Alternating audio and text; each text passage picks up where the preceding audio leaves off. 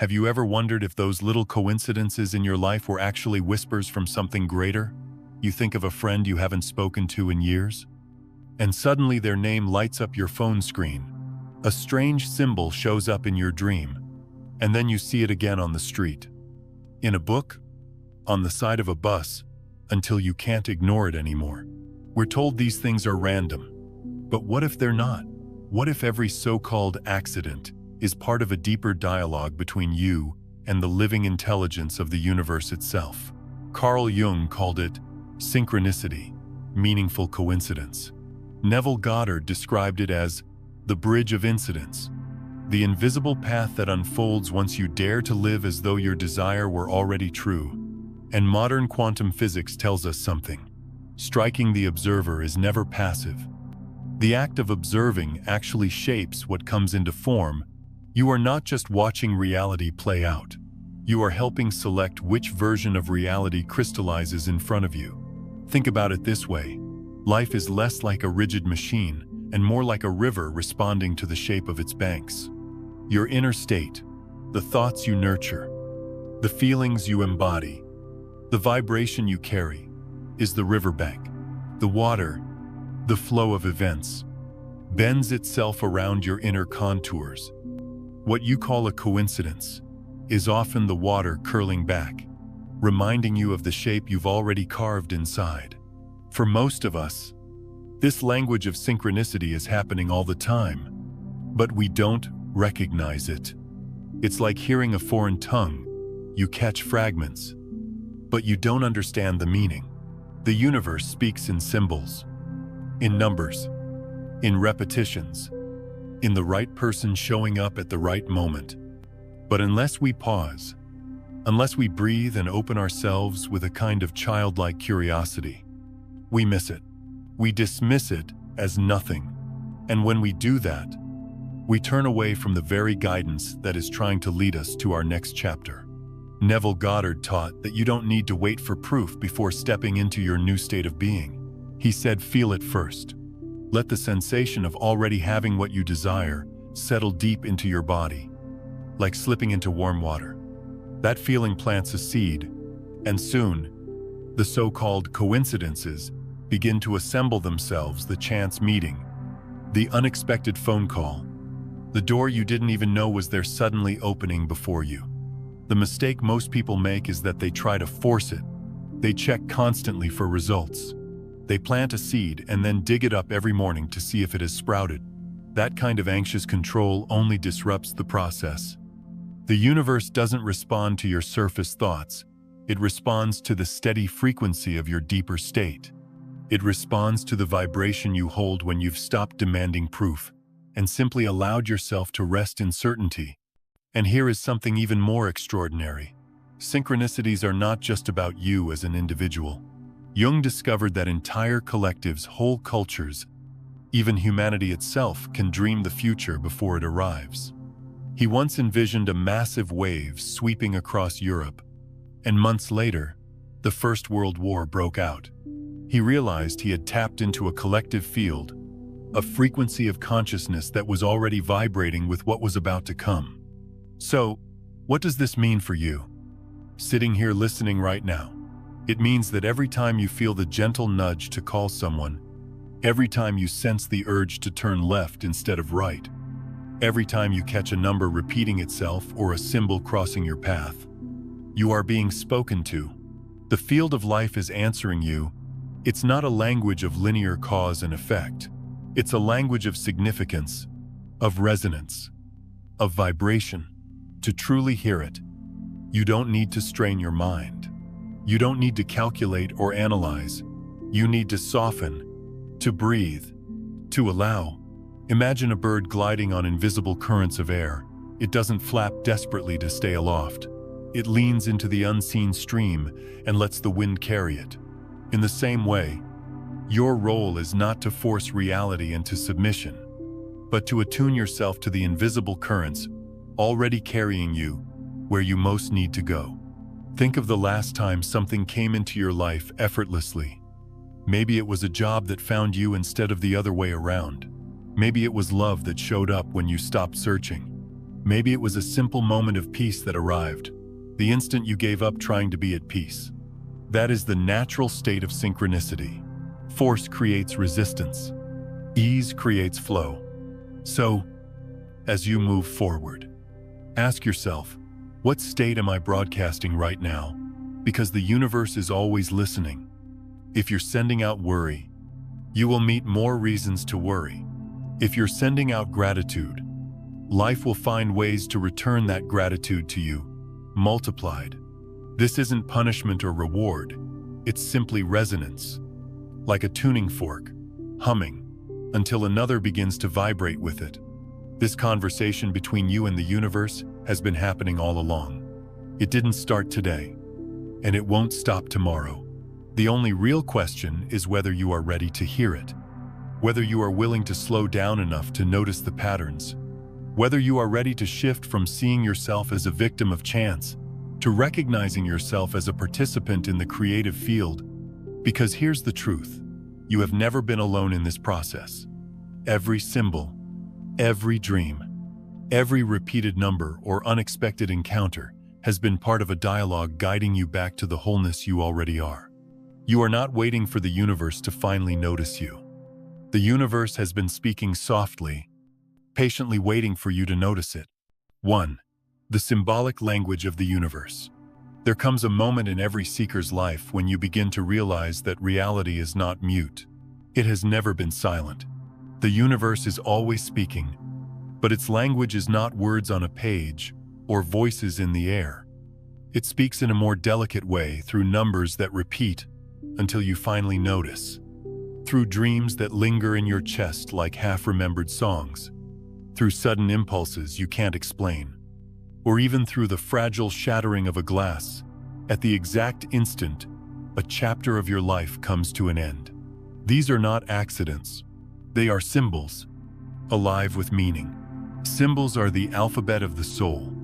When the same numbers greet you, day after day, 1111 flashing on the clock, 333 appearing on a receipt, 777 inches. The most unlikely places something inside stirs. The rational mind wants to dismiss it, just coincidence. But your deeper self knows better. These repeating patterns are like the knock of a friend at your door. The universe is saying, pay attention. Something is aligning. Something is shifting. Dreams, 2, are a vast field of messages. Have you ever woken from a dream so vivid that you could still smell the air, hear the voices, feel the ground beneath your feet? Sometimes the dream is not a fantasy. It is a window, a glimpse into the layer of reality that has not yet solidified. A man dreams of a house he has never seen, only to stumble upon it months later in a distant city. A woman dreams of a golden animal, and days later, she encounters the same symbol at the exact moment she needs courage. Dreams remind us that the past, present, and future all exist together in the vast ocean of consciousness, waiting for us to tune in. And then there are those simple, almost laughable moments like overhearing a stranger say the very sentence you needed to hear, as if they had read your private journal, or a book falling open to the exact page that answers the question you couldn't speak out loud. To the skeptical mind, it seems ridiculous. To the soul, it is proof of participation. The world is not indifferent. The world is alive, reflecting back to you the state you hold within. Even broken objects carry meaning. A clock that stops at the precise moment of a final goodbye. A photograph falling from the wall when a relationship dissolves. These are not tricks of chance. They are signals that something invisible has reached completion. Just as the body sheds old skin, life itself sheds forms that no longer serve, and it does so in ways that catch our attention. If only we have the eyes to see. This is the symbolic language of the universe, and learning to read it is not about superstition or fortune-telling. It is about intimacy. It is about developing a relationship with life so close, so tender, that you no longer feel separate from the flow of existence. You begin to realize that everything has significance, that nothing is wasted. The bird landing on your windowsill, the sudden song on the radio, the number written on a passing truck, each can be a thread in the tapestry of your unfolding journey.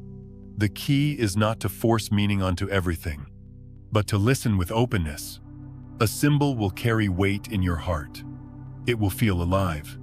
It will arrive with timing so precise it takes your breath away. You'll know it when it comes, because something inside whispers, "This is for me." But here is the part that most people overlook. The symbols are not random messages from a distant universe. They are mirrors. They reflect the vibrations you are sustaining.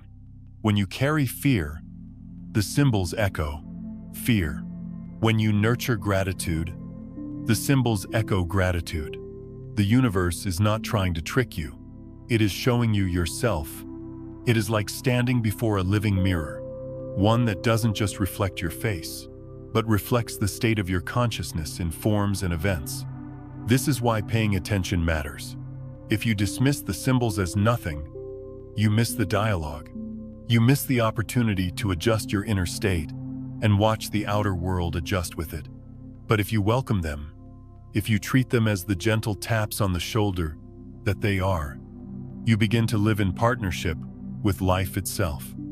I remember a time when I was lost in despair, convinced the world was hostile, that nothing cared. In those dark nights, the only thing that broke the silence were the repeating numbers on the clock. At first, I brushed them aside, but eventually, I let myself wonder, what if this is not meaningless? What if life is trying to tell me something? That simple act of wonder cracked the door open. I began to notice more the right book showing up at the right time. The stranger's words that felt like answers.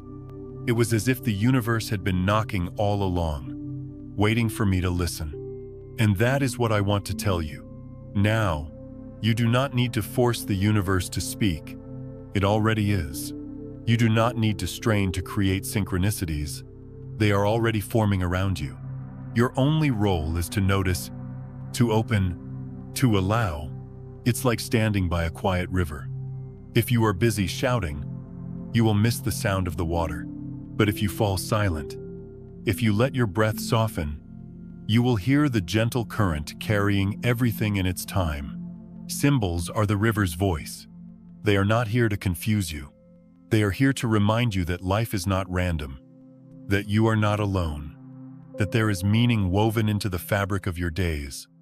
And when you begin to trust that, when you lean into that trust, as naturally as leaning into a friend's embrace, your relationship with reality changes.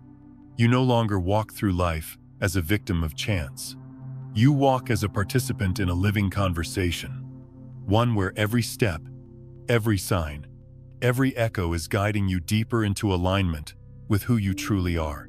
2. The mechanism of synchronicity. When we talk about synchronicity, it's easy to imagine it as something mystical, a kind of magical intervention from beyond. But in truth, it is far simpler and far more intimate than that. Jung, with the patience of a scientist and the courage of a dreamer, observed that our inner life is never sealed off from the outer world. The two are in constant dialogue. He noticed that the images, feelings, and thoughts held deep within us often surface in the events around us not by linear cause and effect, but by significance. Think of it like a mirror, not the kind of mirror that only shows your face, but a living mirror that reflects the entire state of your being. If you are carrying deep guilt, life will present situations that punish you. If you are nurturing love, life will bring you encounters that confirm that love. Jung tracked this again and again, not as myth, but as clinical observation. He saw patterns too precise, too repetitive, to dismiss as coincidence. The conclusion was unavoidable. The psyche and the world are not two separate realms. They are threads of the same tapestry. Neville Goddard took this understanding and walked it into everyday life. He taught that when you live as though your desire is already fulfilled, when you carry the feeling of the wish realized, life begins to rearrange itself to match that state. Events that seem random, disconnected, or even impossible, begin to line up. Strangers appear. Doors open. Obstacles dissolvent. And a path is formed, the bridge of incidents that carries you from where you stand to where you have already claimed yourself to be. Let's pause here, because this is crucial. The bridge does not appear before the state. It is not that you wait for signs and then believe. It is the opposite. You believe first, you embody first, and then the bridge appears. That is the mechanism. Life responds not to your surface wishes, but to your sustained assumption. Imagine planting a seed. You do not dig it up each morning to see if it has sprouted. You trust the soil. You trust the process that is invisible but alive. In the same way, when you inhabit the state of being, you long for whether that is health, abundance, love, or peace. You have already planted the seed. The universe begins to organize circumstances around that seed. The growth may be invisible at first, but it is unfolding.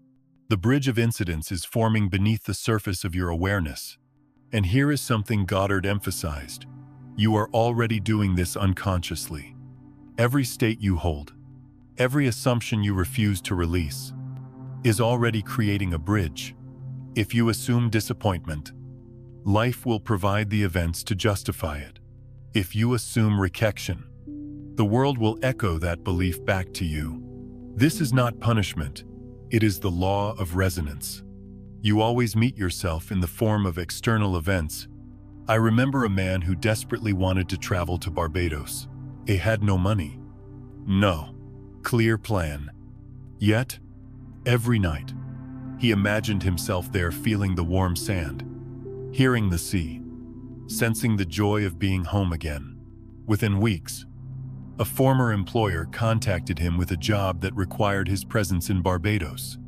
With all expenses paid, the bridge of incidents unfolded with such precision that it seemed miraculous. But if you understand the mechanism, it is not miracle, it is law. Jung himself experienced visions that later materialized in history. He saw a wave of destruction sweeping across Europe before the First World War erupted. He realized later that the psyche could perceive patterns before they crystallized in physical reality. Consciousness is not bound by linear time. It can sense ripples of the future as they move backward, casting shadows into the present.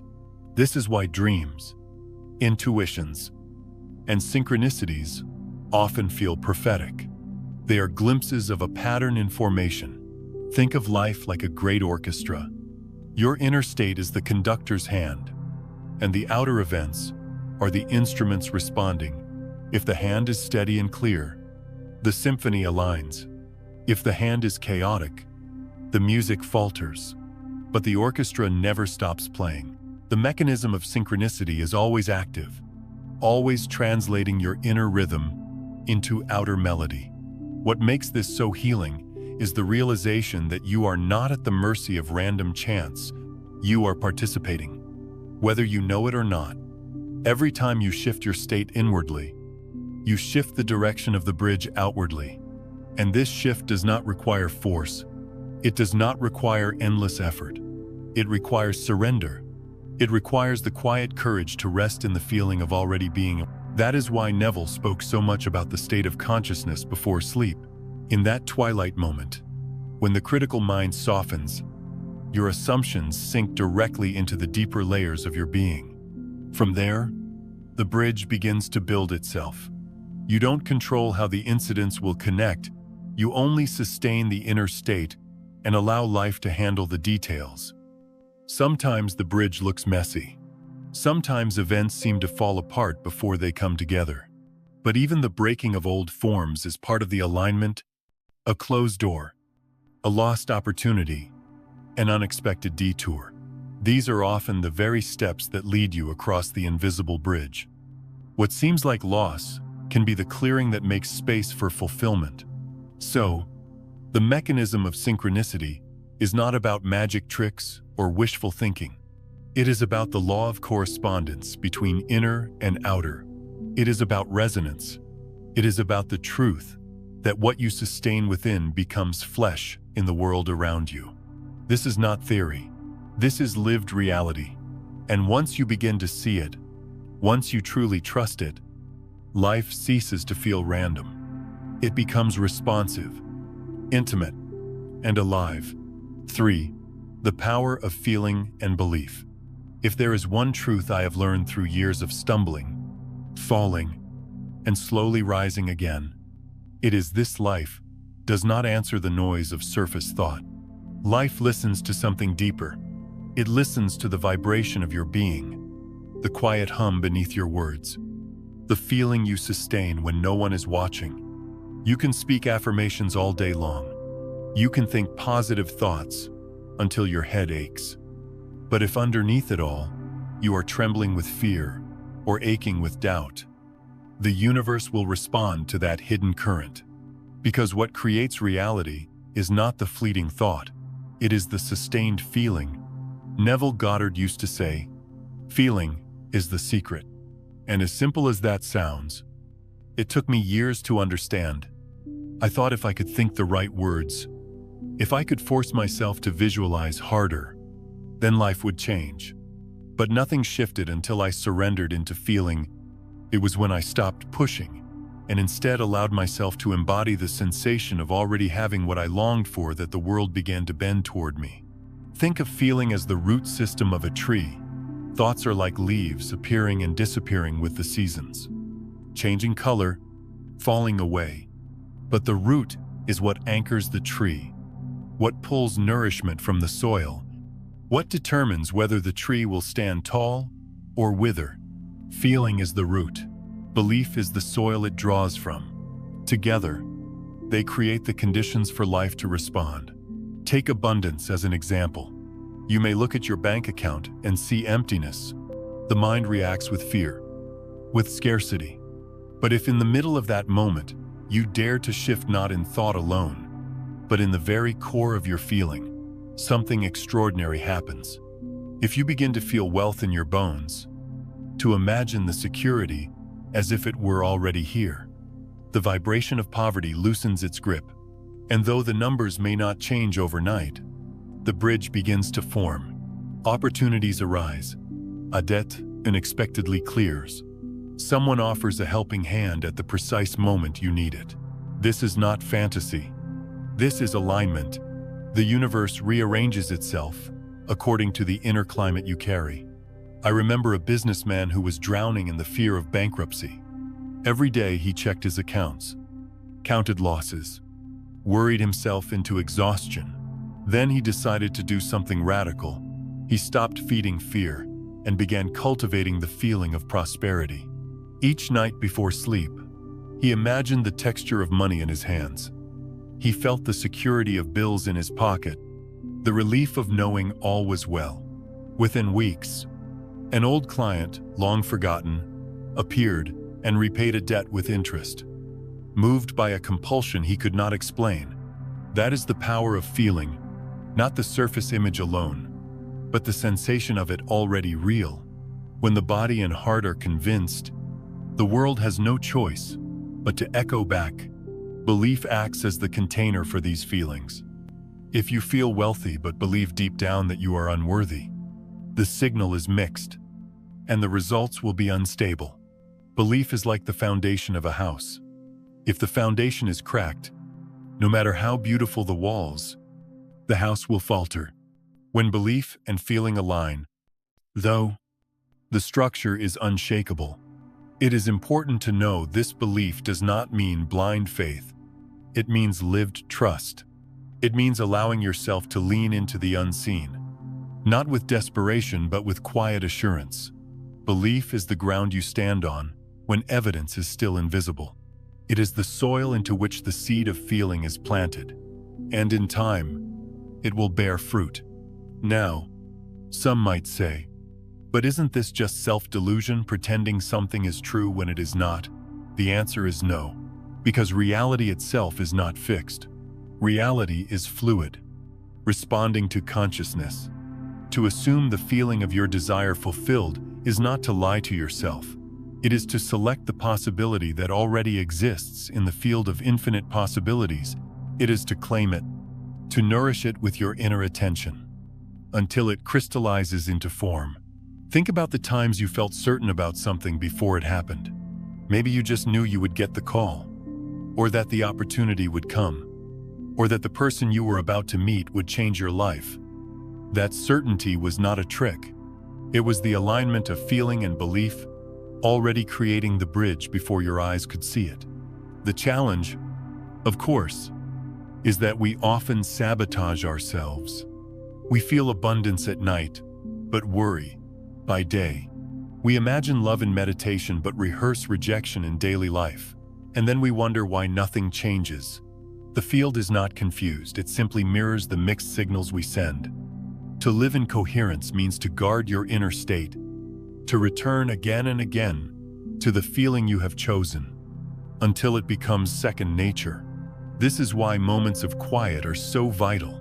When you sit in silence, when you breathe deeply, when you drop beneath the chatter of the mind, you reconnect with the root.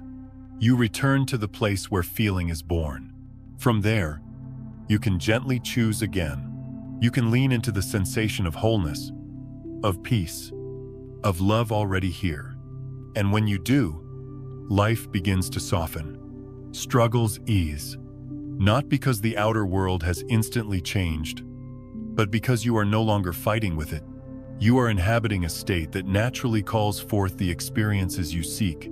Just as a magnet cannot help but attract iron, the state of being you embody cannot help but attract its likeness in form.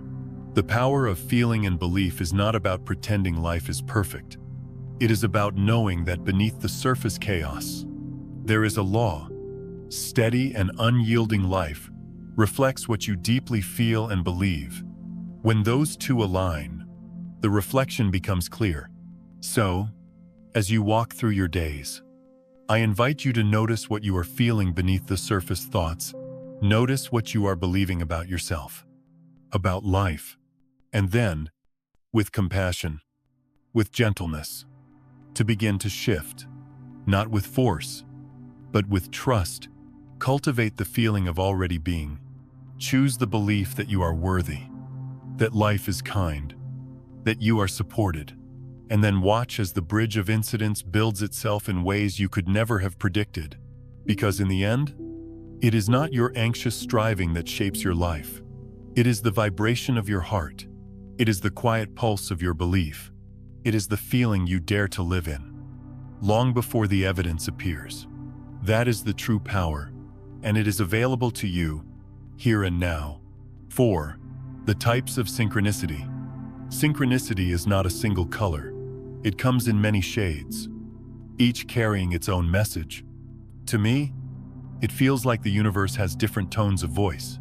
Sometimes it warns, sometimes it reassures, sometimes it offers a glimpse of what is coming, and sometimes it shows you with crystal clarity that what you have been nurturing within is already making its way into form. When you begin to recognize these subtle distinctions, life ceases to feel random. It becomes a dialogue alive, intelligent, and deeply personal. There are moments when synchronicity arrives as a warning. These are the closed doors, the sudden delays, the inexplicable breakdowns that prevent you from moving forward in a certain direction. We are often conditioned to see these moments as bad luck or obstacles to push through. But in truth, they are signals of protection. They are the universe whispering, "Not this way. This path will harm you." I remember a woman who ignored such warnings. She was determined to sign a contract, despite documents disappearing, pens refusing to work, and meetings falling apart. She dismissed all of it as coincidence. Months later, her partner betrayed her, confirming what life had been trying to show her from the beginning. When warnings arise, they are not punishment. They are mercy in disguise. The gentle hand pulling us away from fire before we get burned. Then there are the synchronicities of confirmation, which feel very different. Instead of doors slamming shut, you find doors swinging wide open. Events align effortlessly, as if the world itself wants you to keep moving forward. Maybe you finally choose a path that feels true in your heart, and suddenly the right people appear, resources show up, and what once seemed blocked becomes smooth. That is the universe saying, "Yes, this way. I have felt this many times, and each time the ease of it left me humbled. It feels as if invisible currents are carrying you, as if unseen hands are arranging the path with care." Confirmation synchronicities arrive to remind you that when you are in alignment with your deeper self, life will meet you halfway. Sometimes, synchronicity takes the form of prophecy. These moments are more mysterious because they give you a glimpse of what has not yet happened, a dream that lingers, a vision that arrives uninvited, a sudden knowing that something will unfold. Jung himself had such visions before the First World War, sensing the wave of destruction long before it reached Europe. I have known people who dreamed of addresses they later moved to, or saw symbols that became real years later. Prophetic synchronicities remind us that time is not as linear as we imagine. Past, present, and future exist together in the vast field of consciousness. And sometimes, our awareness catches echoes from the future moving backward toward us. These experiences can be unsettling, but they are not meant to frighten us. They are meant to remind us of the depth of our connection with the whole and to strengthen our trust in the invisible patterns that shape our lives. And finally, there are the synchronicities of manifestation, the clearest evidence that your inner state is crystallizing into outer form. These are the moments when the thing you have been feeling, embodying, and believing suddenly appears, often through channels you could never have predicted. I once knew a teacher who nightly imagined herself holding a sum of money, feeling the relief and security of it as if it were already hers. She did not know how it would come, and she did not try to control the path. Weeks later, she inherited the exact amount from a relative she had never met. The bridge of incidents had been forming quietly, invisibly, and then it revealed itself in perfect timing. Manifestation synchronicities show you that what you feel within is not just imagination, it is selection. It is the act of choosing a version of reality that the universe then assembles around you. The beauty of recognizing these types of synchronicity is that you begin to trust the flow of your journey. Warnings tell you to pause. Confirmations encourage you to continue. Prophetic glimpses remind you that the future is alive within you already. And manifestation signs show you that your chosen vibration is becoming flesh in the world. Together, they form a compass that points you back to your own alignment, again and again. But there is a delicate balance here. If you cling to signs, if you demand constant proof, you slip into desperation, and the signs fade. Synchronicity is not meant to be forced or collected like trophies. It is meant to be noticed, honored, and allowed. When you hold your inner state with quiet trust, the symbols appear naturally, like blossoms opening on a tree in springtime. You don't pull the petals open, you simply witness their unfolding. I want to remind you of something important. You have already experienced these synchronicities many times. The time you took a different route on impulse and later learned you avoided an accident. The day when help arrived at the very moment you had surrendered your struggle. The dream that turned out to mirror your future.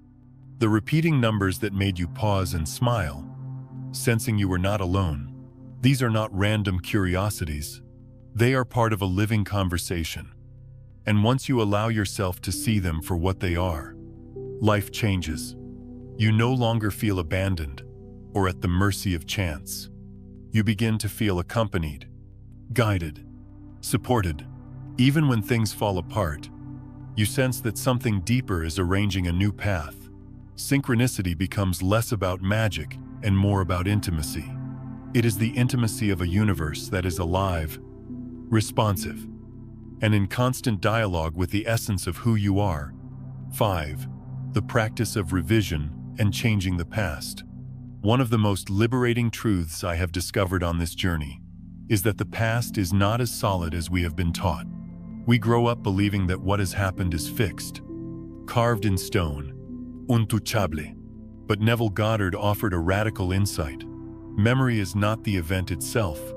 It is a living picture we carry in consciousness. And because it lives in consciousness, it can be rewritten. He called this practice revision, and it changes everything. Think about how memory actually works. You are not reliving the original moment. You are accessing your mind's interpretation of it. Every time you recall a scene, you rebuild it in the present. Neuroscience now confirms this when we remember. We literally reconstruct the event, which means the memory is fluid, not frozen. Neville saw this long before science caught up. He taught that by consciously revising a painful or limiting memory, especially in the quiet state before sleep, you impress a new version into the deeper layers of your being. And this new impression does not remain locked inside. It ripples forward, altering your experience of the present and the future. Imagine a quarrel you regret. Harsh words spoken that wounded both sides. Normally, you carry that memory like a stone in your chest, replaying the hurt, keeping the wound alive. But with revision, you return to that scene in your mind's eye. You soften it, you rewrite it. You imagine the conversation unfolding differently, calm words instead of sharp ones, forgiveness instead of bitterness. You see yourself smiling. I see the other smiling back. And you allow yourself to feel the relief, the harmony, as if that had been the truth all along. At first, it may feel like pretending, but remember, the memory is already a reconstruction. You are not falsifying the past. You are choosing which version of it you will carry forward. And the remarkable thing is that life responds. People begin to behave differently. Old tensions dissolve. Sometimes the very person involved in the memory will treat you in a way that reflects the revised story, as if they too are remembering it differently. The shift is not manipulation. It is resonance. By changing the imprint in your own consciousness, you alter the vibration you send into the field, and the field reorganizes itself accordingly. I once knew a woman who practiced revision nightly. She had argued bitterly with her husband, and though the fight was over, the sting remained. Each night before sleep, she would return to that evening, but she replayed it as she wished it had happened. She imagined her husband listening with patience, herself speaking with kindness, the two of them ending the night in peace rather than division. Within weeks, her husband began speaking of the fight as though it had been less severe, almost gentle. It was as if his memory had softened too. The revision she planted in her own consciousness had reached into the shared field between them. What this reveals is profound. The past is not locked behind us. It is part of the same field as the present and future. In the quantum view, all moments exist simultaneously. What changes is the version we align with. When you revise, you are not erasing history. You are choosing which thread of possibility you will occupy. And that choice radiates forward into every interaction you have now. This practice is not only for personal conflicts, it can heal childhood wounds, reshape traumatic experiences, and free us from the chains of regret. A man who felt abandoned as a child can revisit those lonely nights, but instead of replaying the sorrow, he imagines his mother tucking him into bed, speaking words of love. He allows himself to feel held, supported, cherished. Over time, that new memory takes root, and the man who once lived from abandonment begins to live from wholeness. His relationships change. His sense of self changes, because the story he carries inside is no longer one of neglect, but one of love. Revision is not denial. It is not pretending that pain never happened.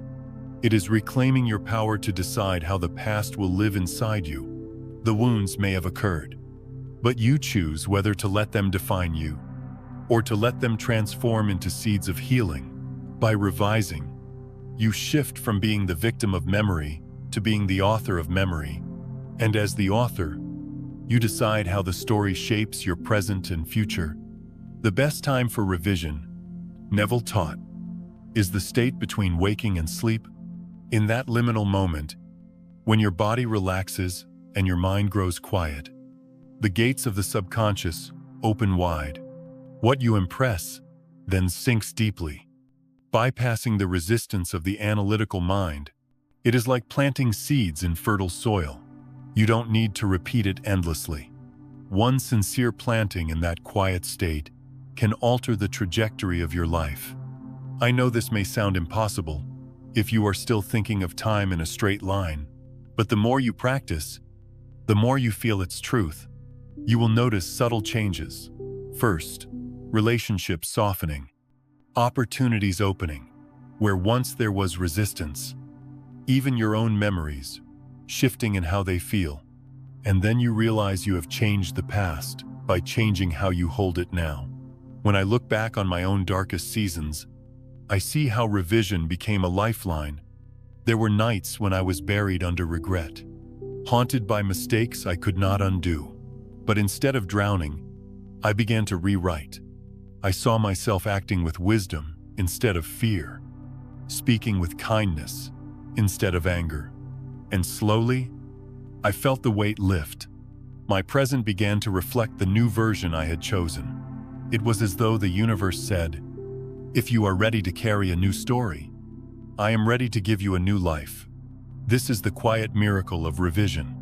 It reminds us that we are not prisoners of what has been. We are participants in what is becoming. The past bends to the consciousness you occupy now. The present blossoms from the seeds you plant in feeling. The future unfolds according to the story you dare to tell yourself today. So, if there is a memory that still holds you hostage, I invite you tonight to close your eyes before sleep and revisit it. See it again. But this time choose differently. Write the scene with compassion, with peace, with love. Feel it as if it truly happened that way. And then rest. Let the seeds sink into the soil of your being. In time, you will notice the ripple. Life will adjust. The field will respond. And the story you carry will no longer be one of pain, but one of quiet redemption. 6. The threshold state before sleep. There is a sacred moment each day that most of us overlook. It is not found in rituals or ceremonies, but in the quiet space that arrives just before we drift into sleep. This delicate state is called the hypnagogic state, the threshold between wakefulness and dreaming. It is like standing at the doorway between two worlds, one foot still in the physical, the other already stepping into the vast field of the subconscious. And within this short window, the seeds you plant are received with a depth and potency unlike any other time. Neville Goddard often described this state as the golden doorway. He understood that in those final moments of awareness, the conscious mind loosens its grip. The critical voice that usually says, "That's not possible," or "This is unrealistic," begins to fall silent. And as it does, the subconscious, the deeper soil of your being, becomes soft, receptive, open. Whatever feeling you allow to settle there sinks directly into the foundation of your life. It does not argue, it does not analyze, it simply accepts, and then it begins to create. Think of the subconscious as a fertile garden. Throughout the day, most of us scatter seeds without awareness. Worry, fear, resentment. But at night, when the soil is richest, we have the chance to plant intentionally. If you go to sleep rehearsing your failures, your mind accepts those impressions as orders, and you wake to a world that reflects more of the same. But if you fall asleep in the feeling of peace, abundance, love, or healing, those impressions sink deep and begin to weave themselves into the fabric of your waking life. I once knew a man who struggled with insecurity. Every night he replayed the day's conversations, judging himself, criticizing what he said, imagining others rejecting him. His sleep became restless, his mornings heavy. When he learned about the power of the hypnagogic state, he decided to try a new experiment. Instead of revisiting his mistakes, he began to imagine falling asleep as someone already accepted, already valued. He pictured himself speaking with confidence, being met with warmth, feeling at ease in his own skin. He allowed the sensation of worthiness to cradle him into sleep. Within weeks, his interactions began to change. People responded differently. Opportunities arose where before there had been silence. The change was not magic. It was the fruit of the seeds he had planted in that threshold state. This is the beauty of the hypnagogic moment. It bypasses the struggle of the will. You do not need to fight your thoughts all day long. You need only use those precious few minutes before sleep to impress a new state. Like placing a message in a bottle and releasing it into the ocean. You hand your intention to the subconscious, and the waves of life carry it where it needs to go. When I think back on the darkest seasons of my life, I remember nights where despair weighed heavily on my chest. It was tempting to collapse into sleep while clinging to fear. But slowly, gently, I learned to shift. Instead of rehearsing my pain, I began to imagine relief. I pictured light surrounding me, warmth holding me. And even though my outer circumstances had not changed, something inside softened. Over time, those nightly impressions bore fruit. I noticed synchronicities that guided me out of the darkness. The bridge of incidents began to form.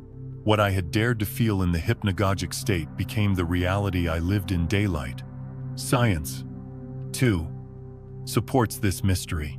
In the minutes before sleep, brainwaves slow from the fast beta of waking life into alpha and theta. These slower rhythms are associated with heightened creativity, receptivity, and suggestibility. What you impress in that state is like writing directly into the operating system of your mind. This is why it is easier to learn languages or absorb new skills when practice is done before sleep. The mind is open, recording deeply. And if this is true for skills, it is even more true for states of being. So the question becomes, what do you want to plant in those sacred minutes? Will you give your subconscious the weeds of anxiety or the seeds of peace? Will you drift into sleep rehearsing your failures or resting in the relief of success already attained? The choice is yours. And it is renewed every night. Neville suggested practicing the art of living in the end at this moment. If you desire healing, do not fall asleep rehearsing your sickness. Instead, imagine the joy of being whole. If you long for abundance, do not count your debts before bed. Instead, feel the relief of financial freedom as though it were already true. If you yearn for love, do not replay the loneliness. Instead, imagine the warmth of companionship, the gentle presence of someone who cherishes you. Let these feelings rock you to sleep, and watch how life responds. It is important to approach this practice not with strain, but with gentleness. Forcing only creates resistance. The subconscious does not respond to pressure. It responds to sincerity. It is not about repeating phrases endlessly, but about surrendering into the natural feeling of already being.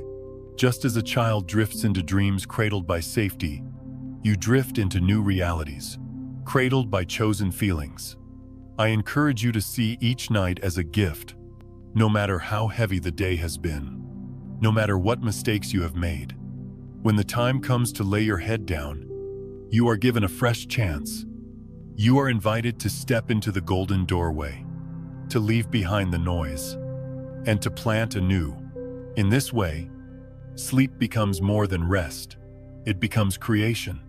Every night, you are handed the brush and canvas with which tomorrow will be painted. And if you falter, do not be harsh with yourself. Some nights you may forget. Some nights, the pain may overwhelm you. That is all right. Return again, the next night. And the next.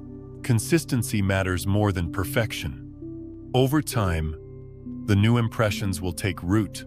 The garden will change. Life will begin to mirror back the state you have been planting faithfully in those quiet moments. The threshold between waking and sleeping is not just a transition, it is a holy place. It is the bridge between conscious effort and subconscious creation. And when you honor it, when you step into it with awareness, you discover that your life is not at the mercy of circumstance. You are the sower. You are the dreamer. And the seeds you choose to plant tonight will rise to meet you in the light of tomorrow. 7. Collective consciousness and the resonance of energy. We often think of ourselves as isolated beings, walking through life in our own separate bubbles, each carrying our private worries and joys. But if you have ever walked into a room and immediately felt the atmosphere, whether heavy with tension or alive with laughter, you already know that we are not as separate as we believe. Consciousness is not confined to individual minds. It extends, it connects, it weaves itself into a collective field that belongs to all of us. And in that field, our inner states do not end at the edges of our skin. They ripple outward, touching the lives of others in ways we may never fully see. Carl Jung spoke of the collective unconscious, a vast shared reservoir of symbols and archetypes that humanity draws from. Neville Goddard hinted at the same truth in a different way, teaching that every person we encounter is an outpicturing of some aspect of our own consciousness. Taken together, their insights point to something profound. The universe is a web, and each of us is a strand. What we hold inside is not private. It resonates into the larger pattern. Think of it like a choir. One voice alone may seem small, but when many voices sing in harmony, the resonance fills the space, lifting everyone present. In the same way, when individuals sustain states of love, gratitude, or peace, those vibrations join together and magnify, creating waves that move through the collective field. It is not just poetry, it is measurable. Studies in heart coherence and group meditation have shown that when people gather with shared intention, crime rates decrease. Communities feel calmer.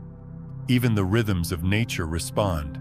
The field is sensitive, alive, responsive. You have probably felt this in simple ways. When you are surrounded by people who complain, you feel drained. When you are around those who radiate joy, your own heart feels lighter. We catch each other's states, often unconsciously, and if this is true on the small scale of a family or a room, imagine the effect on the scale of humanity itself. Every thought, every feeling, every vibration contributes to the whole. This is why the work you do on yourself is never just for you. When you cultivate peace within, you are not only healing your own life, you are strengthening the resonance of peace in the collective. When you choose gratitude instead of bitterness, you add that frequency to the shared field, and others who are ready to receive it will feel supported by it, even if they never meet you. Your inner state becomes part of humanity's song. I remember a story of a woman who practiced daily gratitude, even during times of great hardship. She kept her heart soft when the world gave her every reason to harden it. She did not know that her neighbor, struggling with depression, could feel the gentle radiance of her presence. Just by being who she was, she gave him hope. We rarely realize how much our private choices ripple outward, but they do. The field records everything. When enough people hold the same vibration, synchronicity does not only appear in individual lives, it appears collectively. Movements are born, cultures shift, whole societies awaken to new possibilities. We have seen this throughout history.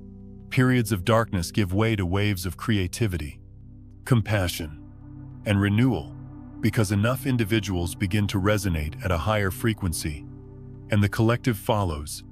It is never the majority at first.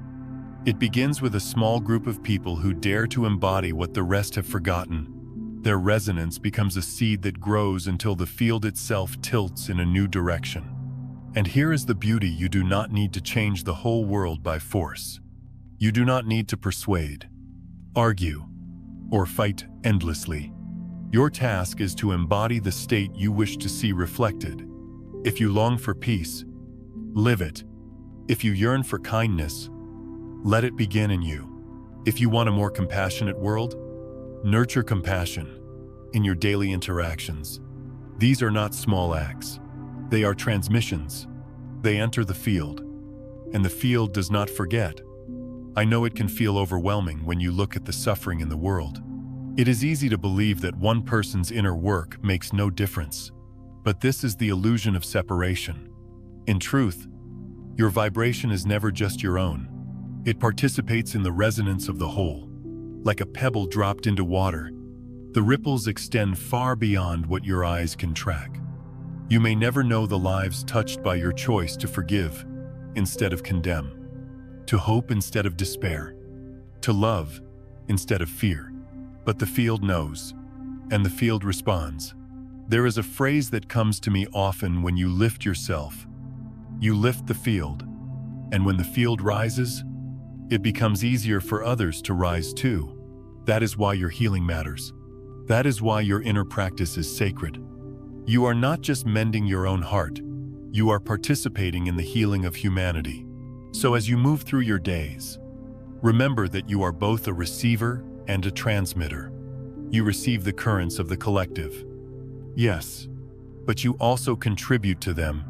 When you feel the heaviness of the world, do not drown in it. Instead, choose to add a different note, a note of peace, of kindness, of stillness. Over time, these notes accumulate. They become a chorus, and that chorus shapes the unfolding of our shared reality. In the end, collective consciousness is not something abstract or unreachable. It is simply the truth that we are connected, that our inner states intertwine, that our lives are woven together in ways too mysterious for the mind to fully grasp, but too real for the heart to deny.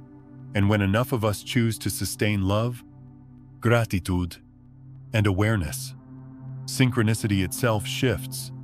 What once felt like isolated coincidences begins to weave into a tapestry of collective awakening. You may think you are just one person sitting quietly in meditation, or whispering a prayer of gratitude before bed. But in the unseen, you are part of a vast orchestra, and when you choose your note with care, when you hold it steady, you help the whole song of humanity rise into harmony. That is the power of resonance. That is the gift of our shared consciousness. And that is why your state gentle, loving, surrendered matters more than you will ever know. Synchronicity and conscious creation. When we speak of synchronicity and manifestation, it is tempting to think of them as separate paths, two different doorways leading to different destinations. But the truth is simpler and more profound. They are two faces of the same mystery, two ways of looking at the same creative force that weaves through all of life. The coincidence is you notice the right book falling into your hands, the unexpected conversation that leads to a new beginning, the number that repeats until you cannot ignore it. These are not meaningless. They are evidence. They are reality arranging itself to reflect the frequency you are holding within. This means you are not a passive observer, watching a world spin without your influence. You are not at the mercy of some external fate, tossed about by winds you cannot control. You are a participant, a co-creator, shaping the unfolding story with every breath, every thought, every feeling. The universe does not stand outside of you, distant and detached. It responds like an echo in a canyon, amplifying the song you are singing inside. When you nurture the feeling of wholeness, when you cultivate gratitude as if it were already so, the field of life reshuffles itself to mirror that state. What you see as synchronicity is nothing more than the reflection of your own consciousness on the screen of time and space. Neville Goddard once said that imagining creates reality. Carl Jung reminded us that inner and outer are mirrors of each other. Quantum physics whispers the same truth through the language of wave and particle. The observer is never separate from the observed. You do not stand outside the experiment. Your very awareness shapes the outcome. And so, the so-called coincidences are not interruptions in the normal order. They are the normal order. revealed to those who are awake enough to notice. But here is where it becomes truly beautiful. You don't need to chase after signs as if they were prizes, nor do you need to strain for manifestations, as if forcing open a locked door. The work is inward, not outward. The question is not, am I receiving enough synchronicities to prove I'm on the right path? The question is, am I listening? Am I willing to read the language of the universe? Because the dialogue has never stopped. The signs are always there, waiting for your attention. It is your openness that makes the invisible visible, your presence that allows the whispers of the universe to become clear. Think of it like tuning a radio. The music is always playing, but until you align the dial, all you hear is static. Synchronicity is the moment the static clears, and the song you have been longing to hear fills the room. It does not mean the music began at that instant. It means you finally became still enough, attuned enough, to hear it. Life, then, becomes less of a struggle and more of a conversation. Every challenge, every gift, every chance meeting is part of that dialogue. The signs are not random. They are meaningful because they arise in perfect resonance with where you are. Even the delays, even the detours, even the moments that feel like silence carry their own message. Sometimes, the absence of a sign is an invitation to trust more deeply, to walk forward without needing constant reassurance. As you deepen into this awareness, the universe shifts from being a vast, impersonal mechanism to something intimate like a companion, like a mirror, like a beloved. You realize that what you call the universe is not separate from you at all. It is the field of your own consciousness, stretched into infinity, reflecting back every vibration you sustain. What you meet in the outer world is always the echo of your inner song. And so the invitation is simple. Nurture the states you long for, as if they are already here. Walk as if your prayer has already been answered. Let gratitude rise not because you are forcing it, but because you know that life is already happening through you, not to you. The synchronicities will follow, not as proof to convince you, but as natural ripples of the state you embody. You will begin to see patterns forming where once there was only chaos, bridges appearing where once there were only gaps. I know it can sound lofty, but it is lived in the most ordinary moments. You wake up and choose peace. Even when circumstances tempt you toward anger, you pause and breathe instead of rushing into worry. You notice a small kindness and let your heart rest in it, rather than brushing it aside. These are not small acts. They are seeds. And when planted consistently, they bloom into synchronicities that remind you of who you truly are, not a victim of chance, but a participant in creation. The deeper truth is this: you are already whole. The universe is not waiting to grant you completion. It is waiting for you to recognize it within yourself. Synchronicity is simply the mirror of that recognition, the evidence that inner and outer are one dance, one movement, one pulse. So as you step forward, remember this: you are never alone, and you are never powerless. The dialogue of the universe has been ongoing since before your first breath, and it will continue long after. Your task is not to force, but to listen, not to demand, but to allow, not to chase, but to embody. And when you do, you will find that life meets you with a gentle precision that no logic can explain, but every heart can feel. Synchronicity and manifestation are not two paths. They are one truth. Seen from different angles, they are the echo of your soul in the infinite field. And the more you live from presence, from gratitude, from love, the more that echo becomes a song guiding you home.